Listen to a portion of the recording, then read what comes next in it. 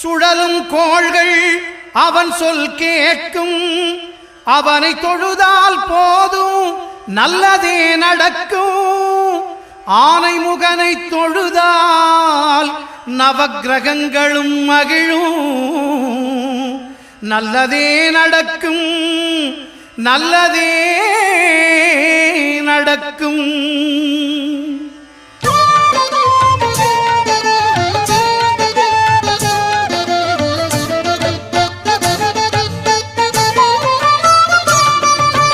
ஒன்பது கோளும் ஒன்றாய் காண